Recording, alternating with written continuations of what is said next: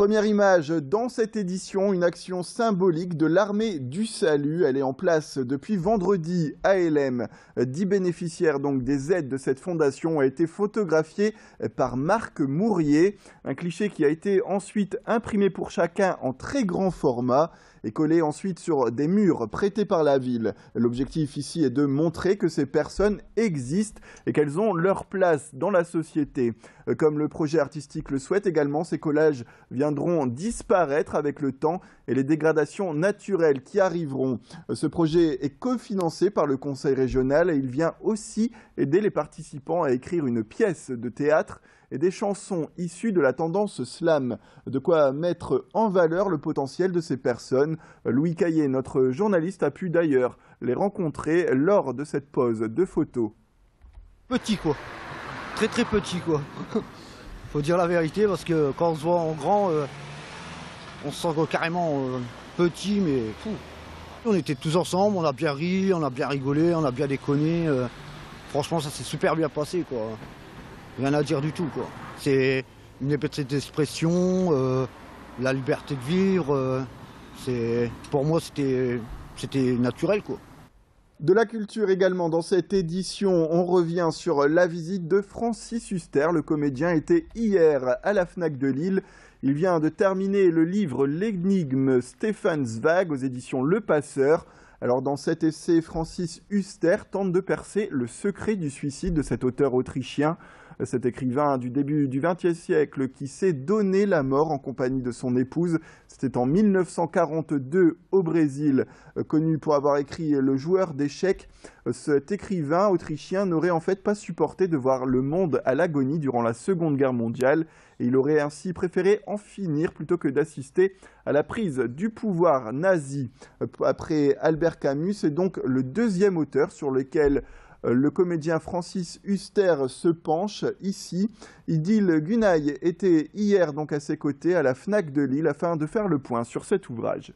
L'énigme, c'est pourquoi s'est-il suicidé? Alors je donne ma réponse, c'est ma réponse, en fonction d'énormément de documents que j'ai eus entre les mains, puisque comme je parle anglais en plus et qu'il était devenu anglais, voilà, il s'est exilé à Londres. À sa mort, les plus proches, les artistes qui étaient vraiment dans son cœur et proches de lui, n'ont pas cru une seule seconde que cette dernière lettre, qui était une lettre d'adieu spectaculaire, reflétait la vérité. La vérité, elle est tout à fait différente. Une information pratique et un peu de fraîcheur dans cette édition avec la naissance à l'île Sud d'un nouveau marché.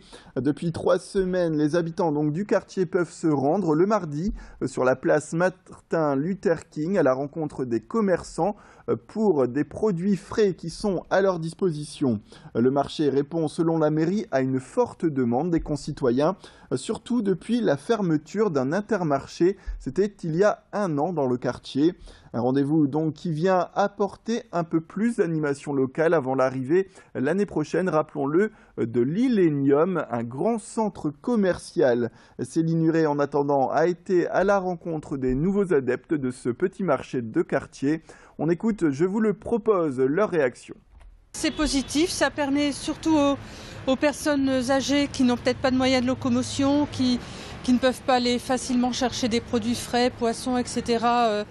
Dans les supermarchés d'alentour, de l'avoir là tout près de chez elles. On dit toujours qu'un marché c'est un poumon dans une ville. Alors le but effectivement c'est de déplacer, que les personnes se déplacent. On a démarré il y a 3 semaines et les retombées étaient très positives, les gens étaient ravis. C'est bien, il était temps que quelques commerçants arrivent comme ça parce que le quartier devient triste depuis qu'on n'a plus l'Intermarché. Et aujourd'hui j'ai acheté de l'arrêt, des crevettes, oui.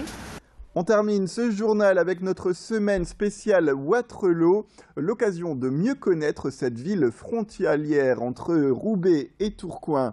Aujourd'hui, je vous propose un zoom sur la cité des sports, justement, dans cette commune.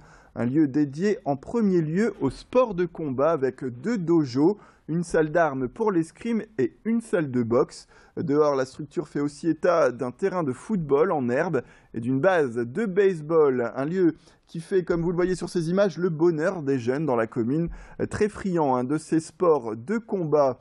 Ce complexe qui a ouvert au début de l'été 2008, en tout cas l'objectif de développer toute l'année au mieux tous ces sports. Je vous propose d'écouter le directeur des sports de la ville de Wattrelos qui nous donne plus d'informations sur ce complexe.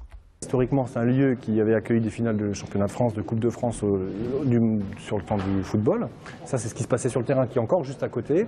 En cet endroit-là, les associations qui sont ici depuis 2008 ont de leur côté des résultats qui sont satisfaisants au niveau national.